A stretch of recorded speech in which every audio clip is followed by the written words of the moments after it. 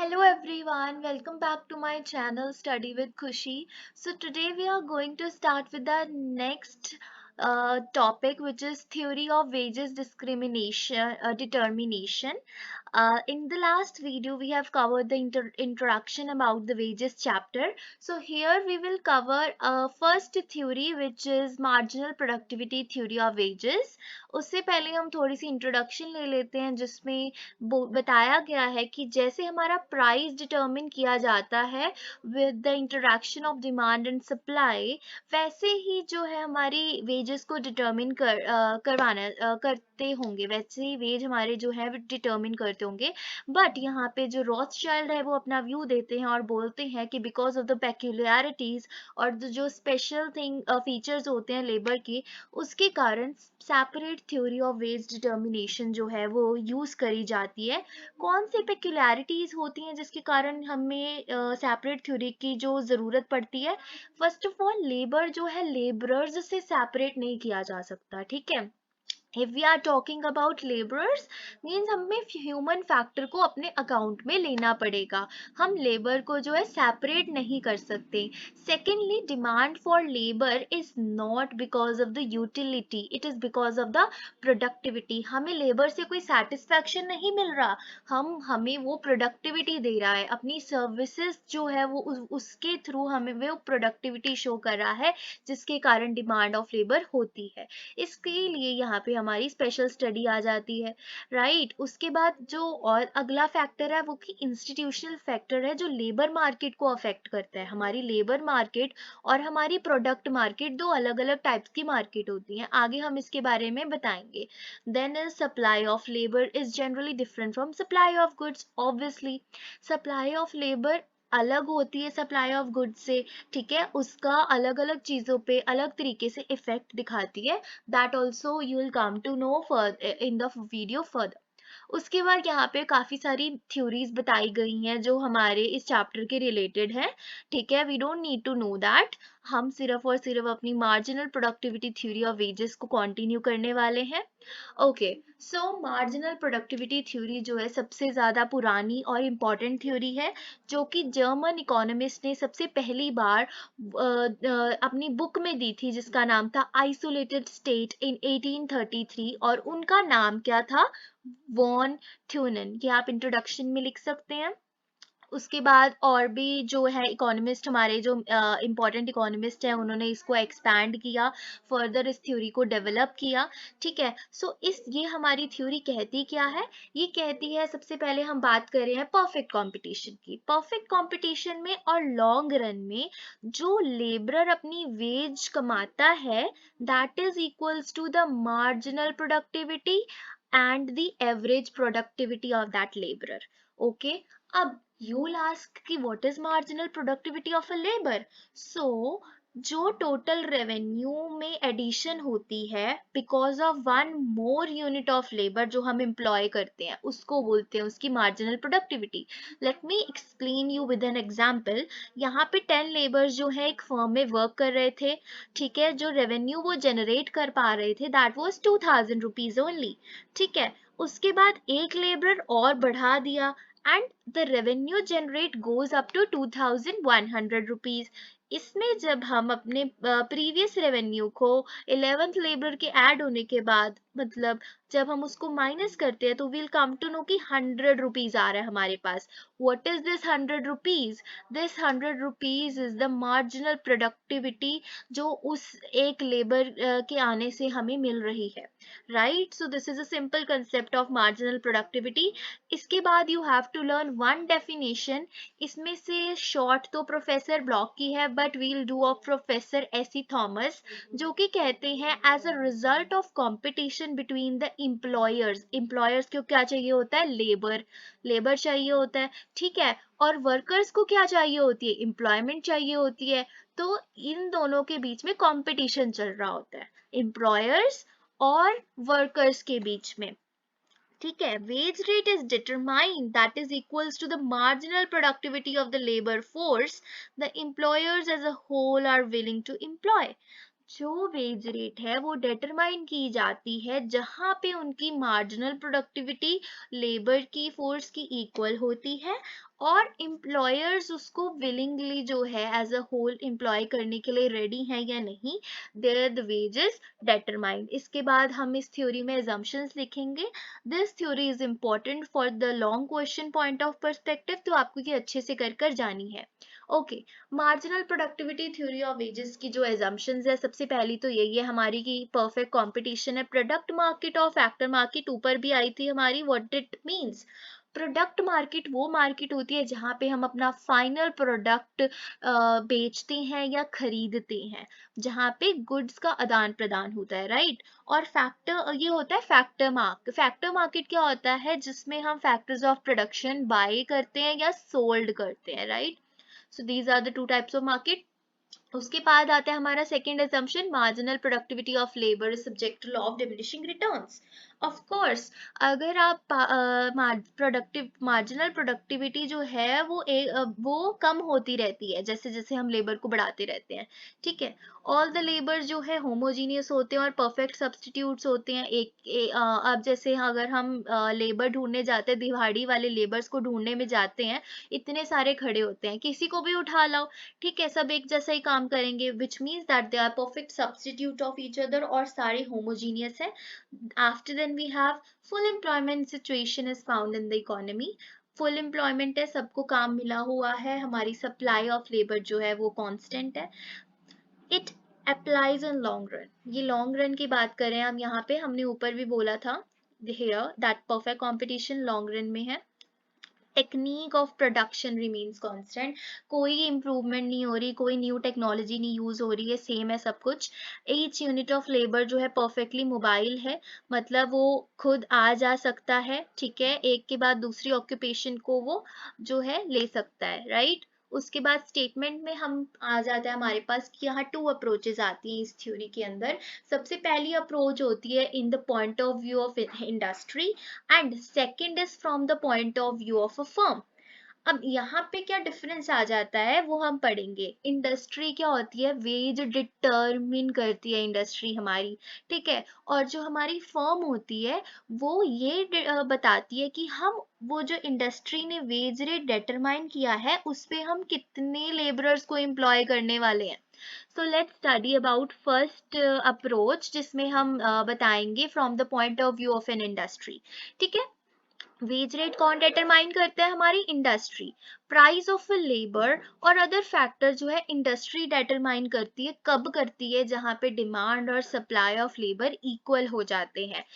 फिर हमारे पास मार्जिन, यहाँ पे assumption आ जाती है कि there is a full employment. Full employment का मतलब सप्लाई ऑफ लेबर तो फिक्स्ड है, कांस्टेंट है, ठीक है। तो वेज रेट कैसे डिटरमाइन होगी, ऑफ कोर्स डिमांड की वजह से, because supply is fixed. So demand को जानने के लिए, डिमांड या फिर उनकी मार्जिनल प्रोडक्टिविटी कर्व को जानने के लिए हम हमें क्या करना पड़ेगा, नंबर ऑफ फर्म्स के बारे में पता लगाना पड़ेगा। एक इंडस्ट्री के अंदर जो फर्म्स है उनको जब हम उनकी समेशन करेंगे डिमांड कर्व्स की, सारे फर्म्स की, तो हमें पता चल जाएगा कि कौन सा वेज रेट जो है डिटरमाइन किया जाने वाला है।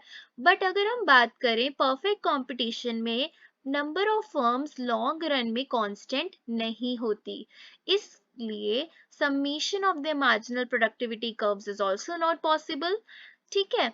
So it can be said that demand curve of industry will correspond to the demand curve of the firms, इसलिए हम फर्म्स की जगह इंडस्ट्री की डिमांड कर्व लेकर चलेंगे, which will be sloping downwards from left to right, ठीक है।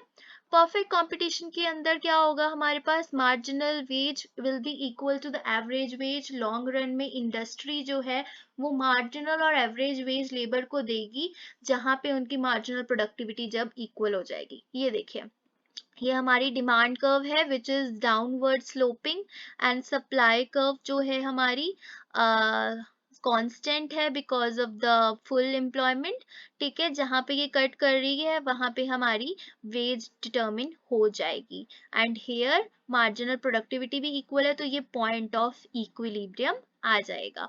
X axis पे है हमारे पास नंबर ऑफ लेबरर्स, यहाँ पे है हमारे पास मार्जिनल प्रोडक्टिविटी, और हमारे पास वेजेस। सो आप इस चीज को थोड़ा सा एक्सप्लेन कर सकते हैं जैसे यहाँ पर किया हुआ है। Next let's understand from the point of view of a firm. अब फर्म जो होती है वो डिसाइड करती है कि कितने लेबरर्स जो है हम एम्प्लॉय करने वाले हैं, जो वेज रेट डिटर्मिन किया जाता है इंडस्ट्री के द्वारा उसके ऊपर। ठीक है। अब फर्म का जो एकमात्र मोटिव होता है वो क्या होता है कि उनको मैक्सिमम प्रॉफिट्स अर्न करने हैं। तो इसीलिए वो तब तक ही लेबर्स की डिमांड करेंगे जब तक उनकी मार्जिनल प्रोडक्टिविटी इक्वल होगी वेज रेट के। ठीक है। तो व्हाट इट मीन्स कि इक्विलिब्रियम कहाँ पे होने वाला है फर्म्स का। इक्विलिब्रियम जो होगा वो वहां होगा जहाँ पे marginal productivity of labour will be equal to marginal wage. वहां पे हमारा इक्विलिब्रियम डिसाइड किया जाएगा। ठीक है। और कंडीशन दूसरी है कि जो मार्जिनल प्रोडक्टिविटी कर्व है उसको कट करना पड़ेगा मार्जिनल वेज कर्व को फ्रॉम अबव। राइट। इसके अंदर भी हमारे पास शॉर्ट पीरियड और लॉन्ग पीरियड आ जाता है, क्योंकि हम फर्म्स में पढ़ते हैं शॉर्ट पीरियड और लॉन्ग पीरियड। शॉर्ट पीरियड में हमारे पास तीन कंडीशंस आ जाती हैं, एक में जब फर्म सुपर नॉर्मल प्रॉफिट कमाती है, दूसरे में नॉर्मल प्रॉफिट और तीसरे में लॉसेस। ठीक है। फर्स्ट में क्या आ जाएगा, जब हमारी average revenue productivity is greater than average wage. Wages से ज्यादा प्रोडक्टिविटी मिल रही है तो हमारे पास सुपर नॉर्मल प्रॉफिट्स हो जाएंगे। जब हमारी average productivity is equal to the wage, wage भी उतनी मिल रही है हमें और प्रोडक्टिविटी भी उतनी दे रहे हैं तो हमारे पास नॉर्मल प्रॉफिट्स आ जाएगा। जब एवरेज प्रोडक्टिविटी कम हो जाएगी और वेज हमारे ज्यादा हो जाएंगे तो then the firm will be incurring the losses. So ये तीन कंडीशंस आ जाएंगी शॉर्ट पीरियड में। लॉन्ग पीरियड में सिंपल है, इक्विलिब्रियम कब होगा, नॉर्मल प्रॉफिट्स के केस में, क्योंकि लॉन्ग रन में सिर्फ नॉर्मल प्रॉफिट्स होते हैं जहां पे marginal wage will be equal to average revenue productivity, और लॉन्ग रन में ये सारे जो हैं वो इक्वल हो जाएंगे। कैसे, will see in the diagram. This is our average revenue productivity curve and this is our marginal revenue productivity curve। और यहाँ पे ये कट कर रहा है, this is wage, average wage is equals to marginal wage।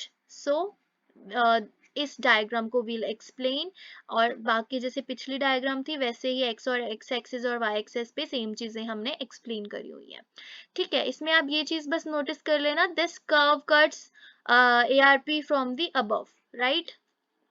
उसके बाद अगर हम शॉर्ट में कंक्लूड करें तो व्हाट वी कैन से कि परफेक्ट कंपटीशन में firm will provide employment to that number of labourers जहाँ पे वेज रेट हमारी इक्वल है मार्जिनल रेवेन्यू प्रोडक्टिविटी के और एवरेज रेवेन्यू प्रोडक्टिविटी के। ठीक है। So this condition has to be fulfilled. फिर हमारे पास कुछ क्रिटिसिज्म, अब थ्योरी है तो क्रिटिसिज्म भी ऑफ कोर्स आएगा ही। ठीक है। सबसे पहला क्रिटिसिज्म है हमारे पास unrealistic assumptions of perfect competition है। परफेक्ट इनपरफेक्ट भी होता है हमारे यहाँ कंपटीशन, मोनोपोलिस्टिक भी होता है। सो मार्जिनल थ्योरी जो है सिर्फ और सिर्फ परफेक्ट कंपटीशन में रहेगी, ये तो बहुत ज्यादा अनरियलिस्टिक चीज रही। ठीक है। Second one is one sided. One sided कैसे है, it assumes the supply of laborers to be fixed and treats the demand of the laborers। ठीक है। मतलब वन साइडेड कैसे है, क्योंकि ये बोलते हैं कि सप्लाई ऑफ लेबरर्स जो होती है वो सेम रहती है, हमेशा कांस्टेंट रहती है। सप्लाई का इन्फ्लुएंस और किस चीज पे होता है, डिटर्मिनेशन ऑफ वेज पे। ठीक है। होता है ना सप्लाई का इन्फ्लुएंस, इसीलिए हम उसको कह नहीं सकते कि ये डिमांड हम अकेली डिसाइड करने वाली है। Then is the theoretical concept. यहाँ पे कुछ प्रैक्टिकल नहीं बता रहे हैं कि वो वेजेस कैसे रियल लाइफ में डिटर्मिन होगी।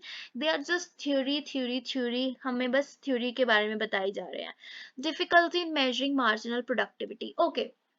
हर कमोडिटी की प्रोडक्शन के लिए हमें बहुत सारे फैक्टर्स ऑफ प्रोडक्शन चाहिए होते हैं। ठीक है। तो हम एक एक फैक्टर्स ऑफ प्रोडक्शन का क्या उस कमोडिटी के ऊपर, उसकी प्रोडक्शन के ऊपर क्या फर्क पड़ रहा है, बिकॉज ऑफ वन फैक्टर, ये निकालना बहुत मुश्किल है। ठीक है। तो how much total production has increased because of one more unit of labour, it is difficult to measure and it is not possible to measure. इसीलिए this is also a criticism. Then is impractical. Impractical क्यों है, इन्होंने बोला है कि हर एक एक चीज को बनाने के लिए फिक्स प्रोपोर्शन ऑफ लेबर चाहिए होता है और अदर फैक्टर्स चाहिए होते हैं, ठीक है। जैसे कि स्विंग मशीन है, जैसे एक टेलर जिसको बनाने में एक टेलर रिक्वायर होता है, अगर हम दो कर देंगे, स्विंग मशीन एक ही बनानी है, तो मार्जिनल प्रोडक्टिविटी तो इंक्रीज हुई नहीं, मतलब no increase in production because of the second labour. अगर हम एक को भी हटा देंगे तो मतलब प्रोडक्शन खत्म ही हो जाएगी, स्विंग मशीन बनेगी ही नहीं। इसलिए मार्जिनल प्रोडक्टिविटी को जो मेजर करना है वो बहुत ही ज्यादा इम्पॉसिबल हो जाता है। उसके बाद है less employment on high wages.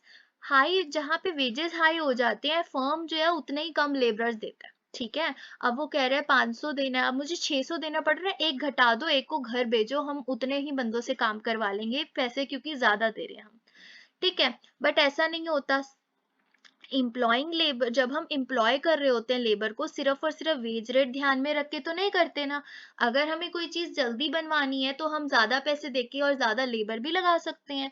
हम उनके टैलेंट पे भी देखते हैं, हम उनकी प्रोडक्टिविटी को भी देखते हैं, बहुत सारे फैक्टर्स जो हैं हम उसमें प्रॉफिट को भी देखते हैं, काफी सारे फैक्टर्स को हम अपने दिमाग में रखते हैं जब हम इम्प्लॉय करते हैं लेबर्स को। It includes the influence of the other factors of on productivity. Productivity के ऊपर काफी सारे फैक्टर्स जो है वो काम करते हैं, जैसे मशीन्स, ठीक है, एंटरप्रेन्योर, वर्किंग कंडीशन, ये सारी चीजें हमें प्रोडक्टिविटी देती हैं, बट ये सिर्फ और सिर्फ हमारी लेबर की मार्जिनल प्रोडक्टिविटी के बारे में बात करती है theory. Then there is static condition. Lord Keynes कहते हैं ये थ्योरी अगर स्टैटिक कंडीशन है, कोई चेंज नहीं है मार्केट में, तो ये थ्योरी इज गुड, ठीक है। बट अगर कहीं पे डिप्रेशन आ जाए या कुछ भी ऐसी चीजें होने लग जाए, बूम आ जाए, तो ये जो थ्योरी है ये बिल्कुल भी काम की नहीं होगी। So thank you so much. In next video we will cover our modern और demand supply theory of wages. Till then like, subscribe and share my video. अगर आपको बिल्कुल भी हेल्प हो रही है प्लीज इसको शेयर कीजिए, and thank you so much for watching.